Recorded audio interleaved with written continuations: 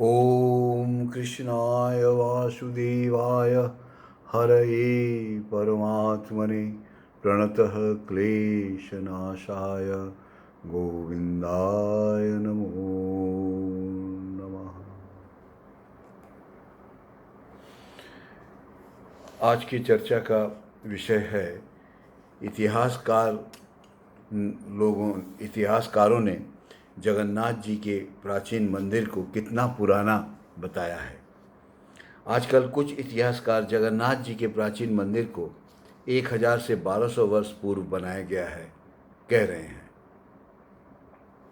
कोई इसे बुद्ध मंदिर कहकर प्रमाणित करने का व्यर्थ चेष्टा कर रहे हैं। जगन्नाथ जी की रथ यात्रा को ये लोग बुद्ध की रथ यात्रा के साथ तुलना करते हैं। 1000 से 1200 वर्ष पूर्व प्राचीन मंदिर का जीर्णोद्धार संस्कार किया गया था। शंकराचार्य, श्री चैतन्य महाप्रभु, कबीरदास, गुरु नानक जी देव, तुलसीदास जी, वल्लभाचार्य जो आदि असंख्य अवतार कल्प महात्मा जगन्नाथपुरी में आए हैं एवं यहाँ की महिमा को इन महात्माओं ने स्वयं अनुभव करके भक्तों को बतलाया है। इस स्थान में जिस प्रकार महाप्रसाद की व्यवस्था है, भारतवर्ष में किसी मंदिर में ऐसी व्यवस्था नहीं है। रथ यात्रा के संबंध में पूछने पर गोस्वामी जी ने कहा था, रथ मनुष्य देह का रूपक है। इसमें 3 मंजिलें होती हैं। ऊपरी मंजिल में सहस्त्र दल कमल में श्री वामन देव अर्थात जगन्नाथ जी विराजित हैं। वामन अवतार में त्रिभुवन को इन्होंने अपने अधिकार में लाया था। इस कारण इन्हें जगत के नाथ अर्थात जगन्नाथ कहा जाता है। इस रथ में जगन्नाथ जी का दर्शन करने पर पुनर्जन्म नहीं होता। दूसरी मध्य मंजिल में सभी अन्य देवी देवता एक कमल के ऊपर कुटिया में विराजित हैं। सभी अवतार एवं उनके कार्यों को प्रदर्शित किया गया है। नीचे की मंजिल में काम, क्रोध, लोभ, मोह, मद, मात्सर्य आदि रिपुगण अपने अपने परिवार सहित विराजित हैं।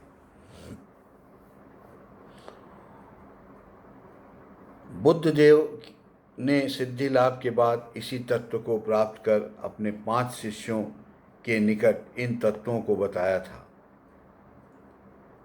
तत्व हैं सत्य, रज और तम।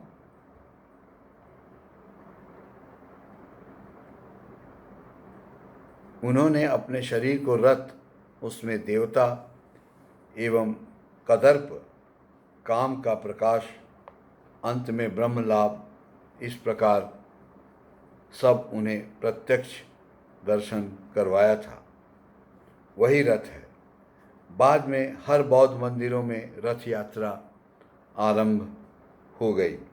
श्री जगन्नाथपुरी की रथ यात्रा प्राचीन काल से चली आ रही है। गोस्वामी जी पुरी आने के बाद यहाँ के प्रसिद्ध सब स्थानों का दर्शन करने लगे।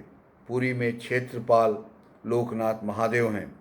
इसके सिवाय यमेश्वर, कपालमोचन, मार्कंडेश्वर तथा नीलकंठेश्वर ये महादेव प्रमुख माने जाते हैं।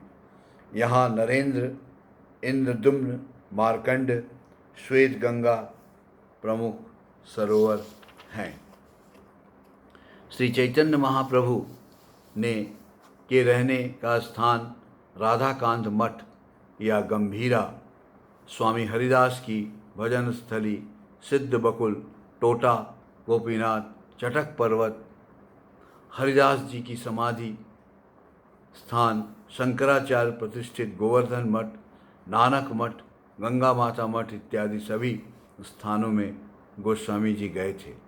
उड़ीसा के मंदिरों के बाहर काम भाव के युगल चित्र अंकित दिखाई पड़ते हैं। बाहरी दीवारों पर इस चित्रों को देखकर लोगों को विभिन्न प्रकार की शंकाओं का आना स्वाभाविक है। वास्तव में इन मंदिरों में आध्यात्मिक तत्वों को रूपक के आकार में समझाया गया है।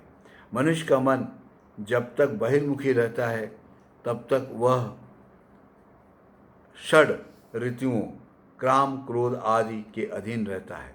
जब इनको त्याग कर उसका मन अंतर्मुख होता है तब क्रमशः वह भगवान के निकट होने लगता है एवं अंत में भगवान को पूर्ण रूप से प्राप्त कर दिव्य आनंद में मग्न हो जाता है। मंदिर के बाह्य रूपों का मोह त्याग कर जब मनुष्य मंदिर के भीतर प्रवेश करेगा तभी क्रमशः वह विग्रह की ओर अग्रसर हो सकेगा। अंत में मणिकोठा गर्भ मंदिर में श्री विग्रह का दर्शन कर वह दिव्य आनंद प्राप्त कर लेगा। यदि कोई बाह्य चित्रों को देखकर मुग्ध हो जावे तो उसे विग्रह का दर्शन कभी नहीं मिलेगा। इसी आध्यात्मिक साधना के भाव को मंदिर में व्यक्त किया गया है। पुरी के प्रमुख उत्सव रथ यात्रा, चंदन यात्रा, स्नान यात्रा आदि तथा विभिन्न महीनों में जगन्नाथ जी के विभिन्न श्रृंगार वेशों का गोस्वामी जी ने दर्शन किया। वे नित्य समुद्र स्नान करते थे। एक दिन स्नान के समय समुद्र की लहर की चोट से उनको बहुत चोट लगी। इसके बाद से वे अपने निवास स्थान पर समुद्र के पानी से अधिकतर स्नान किया करते थे।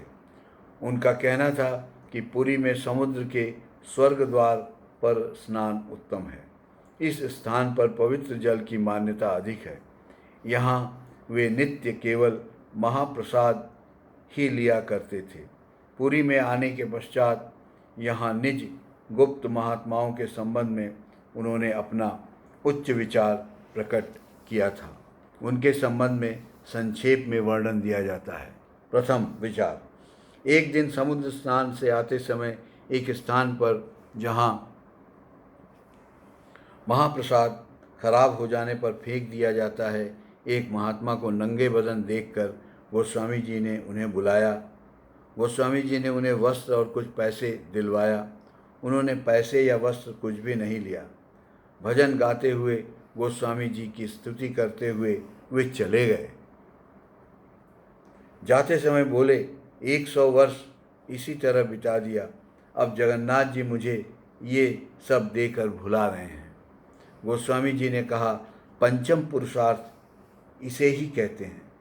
अनेक योनियों के भ्रमण करने के बाद मनुष्य जन्म मिलता है।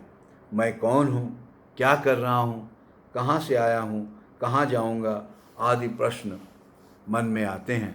इस समय गुरु जी की प्राप्ति होती है। 3 जन्म सूर्य, 3 जन्म गणेश और 100 जन्म शक्ति उपासना, 3 जन्म शिव उपासना करना पड़ता है। इस प्रकार धर्म, अर्थ, काम, मोक्ष इन चारों पुरुषार्थ की साधन करने के पश्चात पंचम पुरुषार्थ भगवत प्रेम प्राप्त होता है। ये महात्मा प्रायः गोस्वामी जी को देखकर आनंदपूर्वक अपने हाथों से आरती करते थे और भजन गाते हुए चले जाते थे। आइए अब हम सब मिलकर भगवत कीर्तन करें और कीर्तन का आनंद प्राप्त करें। हरे कृष्ण कृष्ण कृष्ण हरे हरे, हरे राम राम राम हरे हरे,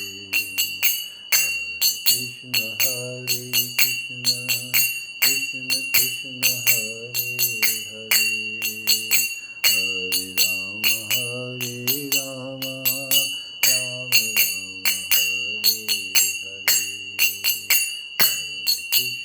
हरे कृष्ण। अतः भक्तगण देखिए गोस्वामी जी किन किन महात्माओं से पुरी में दर्शन किया था, उनका विवरण एक के बाद एक हम देते जाएंगे। कल और 2 महात्माओं का विवरण देंगे।